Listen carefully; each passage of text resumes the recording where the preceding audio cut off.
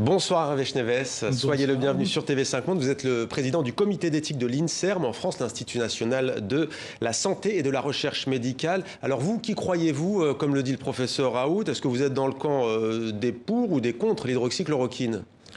Oui, ce n'est pas une question de quand et ce n'est pas une question de croire ou de ne pas croire. Il y a depuis bien longtemps maintenant une méthodologie qui permet d'évaluer l'efficacité d'un médicament. Et cette méthodologie, si elle n'est pas respectée, eh bien, on ne peut rien dire.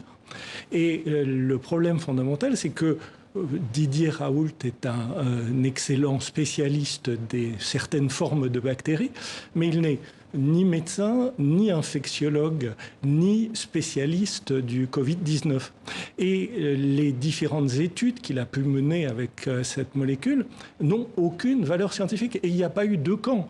Il n'y a pas eu les scientifiques qui y croient ou qui y croient pas. Aucun scientifique n'y croit. Aucun médecin n'y croit. En tout cas, ceux qui évaluent les essais cliniques. Il y a eu des politiques, y compris des présidents de certaines républiques qui y ont cru. Il y a eu des élus, en particulier de la région PACA, qui y ont cru.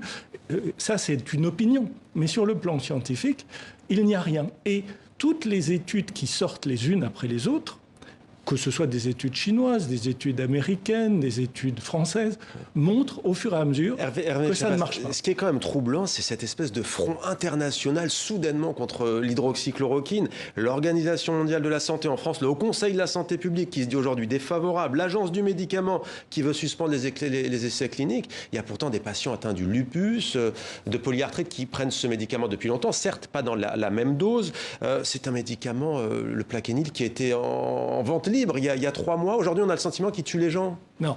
Alors, il n'était pas en vente libre, il était sur prescription pour certaines indications, dans des maladies inflammatoires, comme vous l'avez dit, et il est très bien toléré. Le point fondamental, c'est que les effets cardiotoxiques, on les connaît depuis bien longtemps. Il y a même malheureusement... Quand j'ai fait mes études de médecine il y a longtemps maintenant, on savait qu'on pouvait se suicider à la chloroquine ou à l'hydroxychloroquine. Ces effets cardiotoxiques sont très connus depuis longtemps. Mais évidemment, quand on va soigner quelqu'un pour une maladie de type lupus ou de type polyarthrite rhumatoïde pendant plusieurs mois ou années, on prend un certain nombre de précautions. Là, comme l'étude du Lancet le montre, c'est une étude rétrospective, encore une fois, prudence, elle n'est pas faite selon les méthodologies. C'est une étude d'observation, elle ne respecte pas non plus les... Ouais. Voilà, donc la méthodologie est tout à fait critiquable, mais tout aussi critiquable que les études du professeur Raoult. 22 essais aujourd'hui sur l'hydroxychloroquine, pardon de vous couper, on avance, elles sont stoppées donc aujourd'hui du coup. Écoutez, même chez vous à l'INSERM. Probablement, parce que dans l'essai Discovery, probablement le brachloroquine va être interrompu, parce qu'on se rend compte qu'il y a 35 à 45% de mortalité en plus. Donc on ne va pas, pour une molécule qui manifestement ne sert à rien, faire prendre en plus des risques aux patients. C'est la question du risque et du bénéfice. On va maintenant regarder et faire un point sur Discovery. C'est d'ailleurs vous, à l'INSERM, qui en êtes le promoteur côté français. Vaste clinique européen qui promettait beaucoup. Aujourd'hui, certains parlent d'un fiasco. L'opération a du plomb dans l'aile. Mevalo nous en dit plus. Officiellement lancé le 22 mars, le vaste essai clinique au nom digne de la conquête spatiale est piloté par la France. L'objectif de Discovery est alors d'enrôler 3200 patients, dont 800 en France, pour tester 4 traitements, dont la fameuse et controversée hydroxychloroquine, retirée à la suite de la publication de l'enquête de la revue britannique The Lancet. Annoncée une première fois par la ministre de l'Enseignement supérieur et de la Recherche pour début avril, les premiers résultats ne tombent pas. Et avant même le 14 mai, les patients inclus dans l'essai ne sont toujours pas assez nombreux. Depuis 15 jours, les inclusions plafonnent totalement et ça c'était parfaitement anticipé et presque attendu du fait du confinement. Si en France plus de 700 patients ont été inclus, le Luxembourg n'en comptait qu'un le 7 mai. Il est aussi le seul pays européen sur les 7 susceptibles de rejoindre le programme à participer. L'Italie et l'Espagne préfèrent Solidarity, l'essai mené par l'OMS. Les discussions avec l'Allemagne, le Portugal et l'Autriche se poursuivaient encore début mai. Les Britanniques ont leur propre étude. Quant à la Belgique, elle aurait bien aimé rejoindre la France.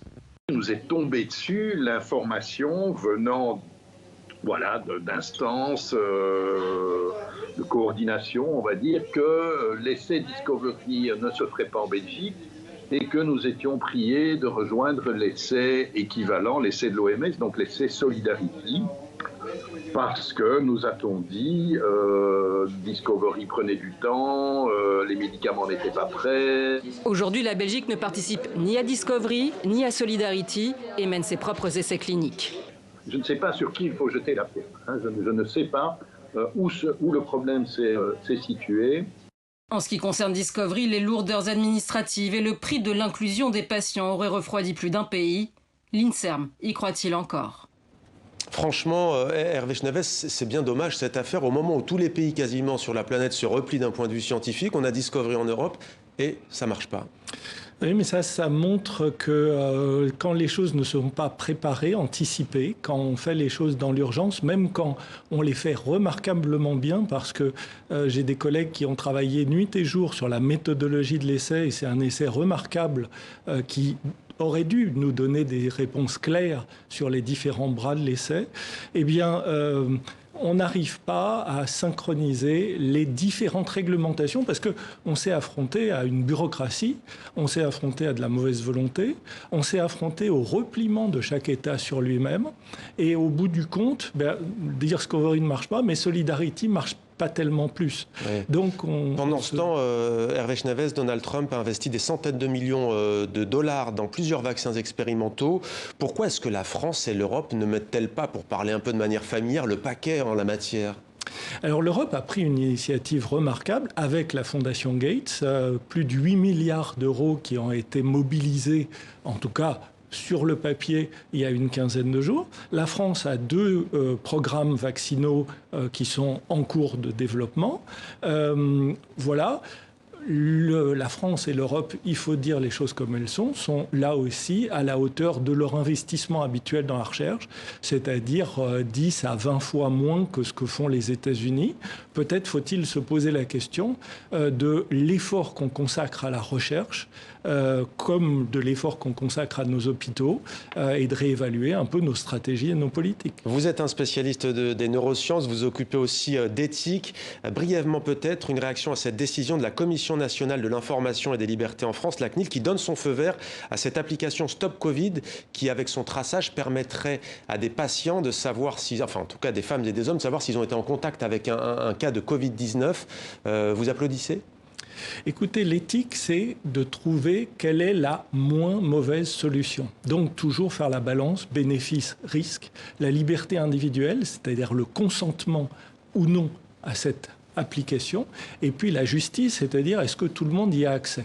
Oui. À partir du moment où ces différents critères, vous répondez oui, eh bien, on ne peut qu'applaudir à cet avis. Merci beaucoup Hervé Chenevez d'avoir répondu à nos questions sur TV5 Monde.